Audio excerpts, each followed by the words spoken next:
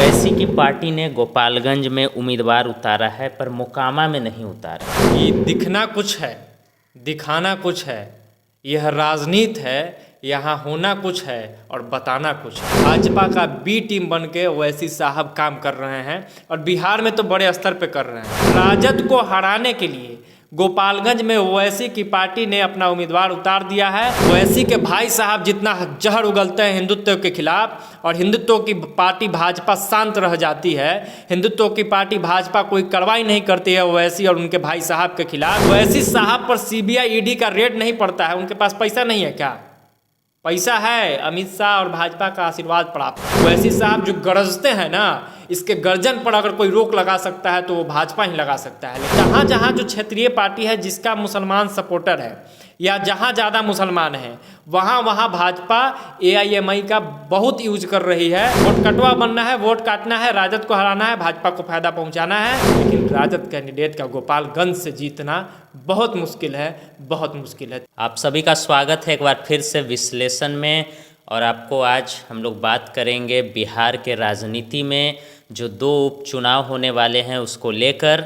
तो हमारे साथ हमारे सहयोगी आदर्श हैं और आज कुछ सवालों पे चर्चा होगी बिहार की राजनीति को लेकर। ओवैसी की पार्टी ने गोपालगंज में उम्मीदवार उतारा है पर मोकामा में नहीं उतारा, इसको क्या समझा जाए? जब ये पूरा मैं इस चुनाव पे सोच रहा था कि वीडियो किया जाए तो सबसे पहला चीज़ जो मेरे दिमाग में आया राजनीति को लेकर कि दिखना कुछ है, दिखाना कुछ है, यह राजनीति है, यहाँ होना कुछ है और बताना कुछ है। कहने का मतलब ये है कि देखने में तो ये लगता है कि बीजेपी की सबसे बड़ा कोई दुश्मन है तो वो ऐसी है, और वो ऐसी भी ऐसा दिखाते हैं कि बीजेपी मेरा सबसे बड़ा दुश्मन है। लेकिन होता क्या है, कहीं ना कहीं वो भाजपा का बी टीम बन के ओवैसी साहब काम कर रहे हैं और बिहार में तो बड़े स्तर पे कर रहे हैं। 2020 का आप चुनाव को उठा के देखिएगा, 15 सीट पे लगभग उन्होंने उम्मीदवार उठाया था। 20 सीट पे 20 सीट पर उम्मीदवार उतारा था जिसमें 5 सीटों पर जीत हुई।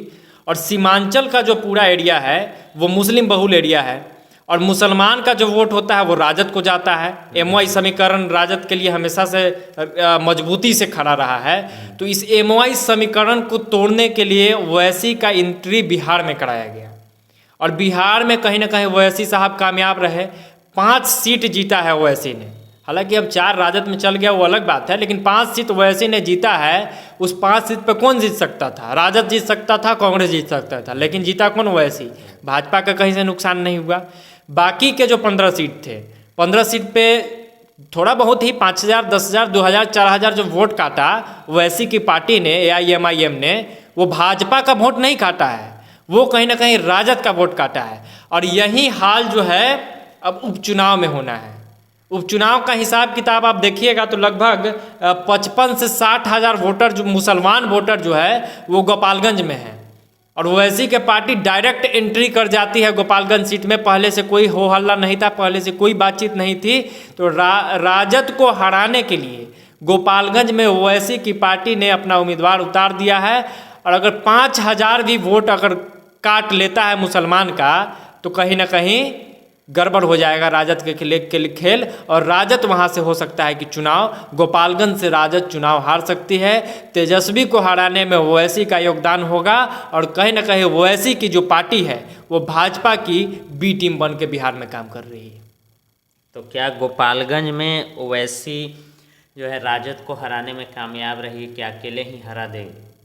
अकेले तो नहीं हराएगी। ओवैसी का इतना भी अभी वजूद नहीं हुआ है बिहार में कि वो राजद को अकेले हरा दे। लेकिन बात यह है कि सेंध तो लगा रही है ना। जो मुसलमान एग्रेसिव वोट राजद के लिए करता था, मुसलमान भाई जो थे समीकरण का अहम हिस्सा थे, एमवाई समीकरण राजद के लिए मजबूती से काम करते थे। मुसलमान का अधिकतर वोट जो राजद की तरफ जाता था, भाजपा को नहीं जाता था। तो अब जो है उसमें तो सेंधमारी कर दिया है और सेंधमारी 2020 से ही शुरू हो चुका है। 2020 में ही ओवैसी ने खेल कर दिया राजद के वोट बैंक में सेंध लगा के और बड़े स्तर पे सेंध लगाया है। तो अगर 5 से 10,000 वोट भी काट लेता है ओवैसी तो एक बड़ा झटका होगा राजद के लिए। अब आप कह रहे हैं कि अकेले हरा देगा, तो अकेले कहाँ है? साधु यादव भी तो है। साधु यादव गोपालगंज में एक मजबूत फैक्टर है। साधु यादव ने हमेशा से वहाँ पे राजद का खेल बिगाड़ा है। राजद के एक समय साधु यादव सबसे मजबूत खिलाड़ी हुआ करते थे। लालू यादव के साले हैं, रिश्ता मजबूत हुआ करता था, तब लालू का झंडा लेके वो मजबूती से खड़ा रहते थे, लालू के लिए सबसे लड़े। लेकिन अब जब बिखराव हो गया है तो वो राजद के लिए थोड़ी वोट जाएगा। साधु यादव की पत्नी चुनावी मैदान में है और 40 से 45 हज़ार वोट काटने का मादा अभी भी वो रखते हैं, तो कहीं ना कहीं साधु यादव एक बड़ा फैक्टर है, वो वोट काट लेंगे। उसके अलावा ओवैसी की पार्टी वोट काट लेगी। तो ये जो दोनों लोग वोट काटेंगे, ये भाजपा का वोट नहीं काटेंगे, ये राजद का ही वोट काटेंगे। अब राजद का वोट अगर कटेगा तो हो सकता है कि चुनाव राजद हार जाए और हो सकता है कि बुरी तरीके से भी हार जाए और भाजपा को भी फायदा हो जाए। और फिर से मैं तो कहूँगा कि ठीक है, साधु यादव को तो लड़ना ही था, ये तो तय था, इसमें दिक्कत नहीं था। लेकिन ओवैसी के एंट्री पे सवाल उठता है, AIMIM के एंट्री पे सवाल उठता है कि आखिरकार ये भाजपा को कहीं ना कहीं फायदा पहुंचाने का खेल तो नहीं चल रहा है। कहीं अमित शाह ने ओवैसी को सेट तो नहीं कर दिया है कि जाओ बिहार में लड़ो, राजद को सफाया करो और भाजपा को जिताओ। कुछ तो गड़बड़ है। अब दाल काला है कि पूरा दाल ही काला है, अब ये चुनाव होगा तो पता चल जाएगा। और आगे के चुनाव में भी आप देखिएगा कि कहीं ना कहीं AIM जो है वो भाजपा को फायदा पहुंचाने का काम करते रहेगी।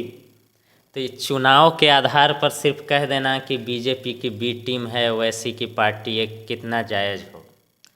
चुनाव के आधार पे हम सिर्फ नहीं कह रहे हैं, ओवैसी और AIM जितना जहर उगलता है हिंदुत्व के खिलाफ, ओवैसी के भाई साहब जितना जहर उगलते हैं हिंदुत्व के खिलाफ, और हिंदुत्व की पार्टी भाजपा शांत रह जाती है, हिंदुत्व की पार्टी भाजपा कोई कार्रवाई नहीं करती है ओवैसी और उनके भाई साहब के खिलाफ, हिंदुत्व की पार्टी कहने वाली भाजपा AIM के खिलाफ काम नहीं करती है, बड़े बड़े दल को खा जाने वाली भाजपा ओवैसी को पार्टी को नहीं खा पाती है, AIMIM को नहीं ख़त्म कर पाती है, तो सवाल तो उठेगा। और सवाल जायज़ भी है कि आखिरकार उन सीटों पे ओवैसी की पार्टी चुनाव क्यों नहीं लड़ रही है जहां भाजपा का जीत तय है। हिंदू बहुल क्षेत्रों में क्यों नहीं लड़ रही है? 2000 वोट तो वहां भी काट सकती है। मजबूत कैंडिडेट उतार दिया जाए तो 5000 भी वोट काटा जा सकता है। मैं ये नहीं कहता हूं कि बिहार के हर एक सीट पे लड़ के वो 10,000, 15,000, 20,000 वोट काट ले या जीत ही जाए। 1000 वोट काटेगा ना भाई, तो और जगह भी कटवाए। सीमांचल क्षेत्र में ही क्यों काटना है वोट? मुसलमानों का वोट ही क्यों काटना है? राजद का वोट ही क्यों काटना है? और इतना सब बोल के, इतना जहर उगल के आप सुरक्षित हैं, आप जेल में नहीं हैं, वैसी साहब पर CBI ED का रेड नहीं पड़ता है। उनके पास पैसा नहीं है क्या?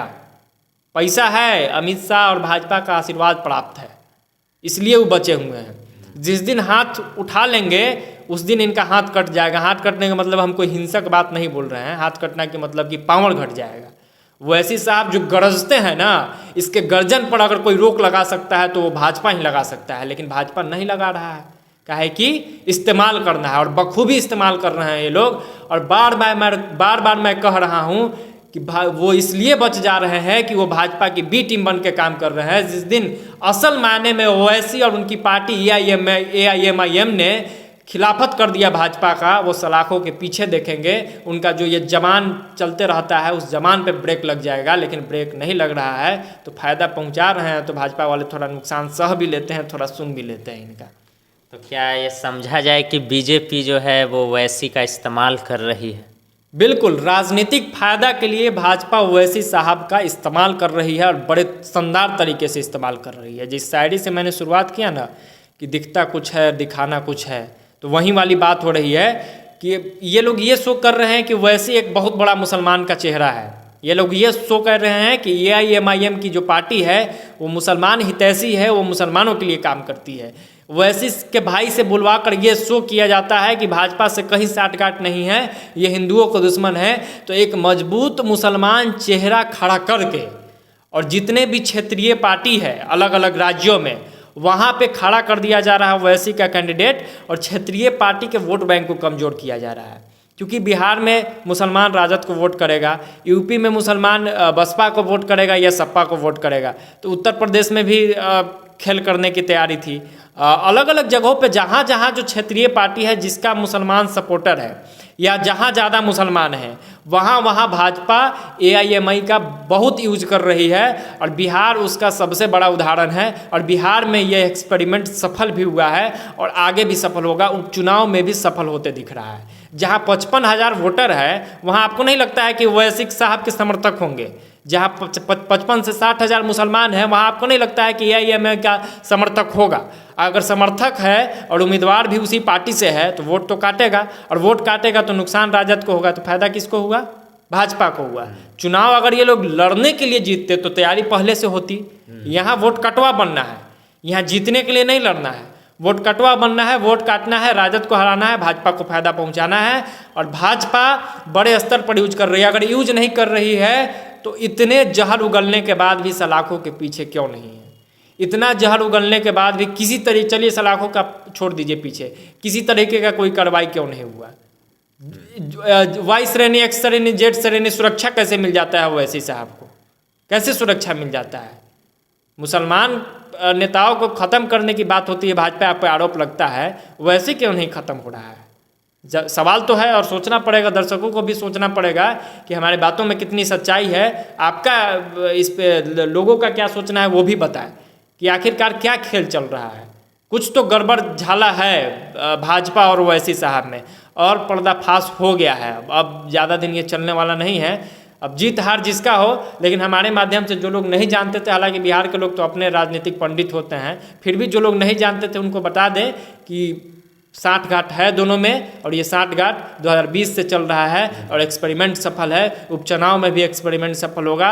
और हमारा विश्लेषण ये कहता है, हालांकि चुनाव में भी समय है, लेकिन राजद कैंडिडेट का गोपालगंज से जीतना बहुत मुश्किल है, बहुत मुश्किल है। तेजस्वी को नुकसान सहना पड़ेगा। एक और बात, शुरुआती जो जिक्र हुआ था, मोकामा में क्यों नहीं चुनाव लड़वाया?